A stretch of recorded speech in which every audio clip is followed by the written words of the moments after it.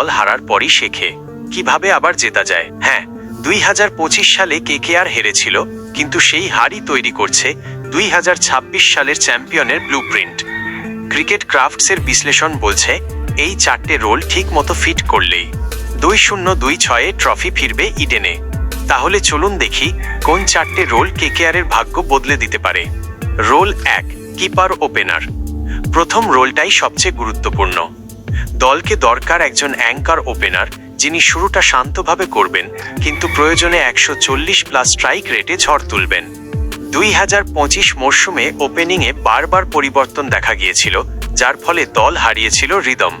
কিন্তু 2026-এ যদি একজন ঈশান কিষান ধাঁচের কিপার ওপেনার আসে, যিনি উইকেটের পিছনেও নেতৃত্ব দিতে পারেন, তাহলেই ব্যাটিংয়ের ভিতটা শক্ত হবে। রোল 2, নম্বর 3, ব্যাটার, স্ট্যাবিলাইজার। দ্বিতীয় রোলটা হলো স্ট্যাবিলাইজার বা স্থিতিশীলতা দানকারী, মানে এমন একজন যিনি পাওয়ার হিটারদের মুক্ত রাখবেন। রিঙ্কু সিং বা রাসেল যখন খেলছেন, তখন দরকার একজন স্থির ব্যাটার, যিনি ইনিংস করবেন, সিঙ্গেল ডাবলে খেলে টিমকে ব্যালেন্স করবেন। এই রোলে কেকেআর যদি পায় কোনো অভিজ্ঞ দেশীয় ব্যাটার অথবা কোনো তরুণ স্টাইলিশ প্লেয়ার, তাহলে মিডল অর্ডার হবে একদম পাথরের মতো শক্ত। Role 3, death pacer. এটাই 2025 সালের সবচেয়ে বড় দুর্বলতা ছিল। 18 থেকে 20 ওভারে ম্যাচ হাতছাড়া হয়েছে একাধিকবার।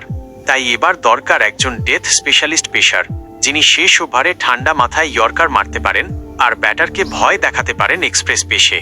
লকি ফার্গুসনের মতো কেউ নয়, এবার দরকার এমন কেউ যিনি ধারাবাহিকভাবে পারফর্ম করবেন, হয়তো দক্ষিণ আফ্রিকা, ইংল্যান্ড বা অস্ট্রেলিয়া থেকে কোনো হিডেন জেম। রোল 4, বাঁহাতি স্পিন অলরাউন্ডার। এই রোলটা হলো গোপন অস্ত্র, একজন বাঁহাতি স্পিন অলরাউন্ডার, যিনি নিচে নেমে 15 বলে 25-30 রান তুলতে পারেন আর সাথে 2 ওভার বলও দেবেন। সেলের পাশে এমন একজন থাকলে কেকেআরের ব্যাটিং গভীরতা বেড়ে যাবে এবং দলে তৈরি হবে এক নতুন ফ্লেক্সিবিলিটি। এই রোলে কেকেআর দেশীয় প্রতিভা কিংবা বিদেশি ভ্যালু পিক দুদিক থেকেই চেষ্টা করতে পারে।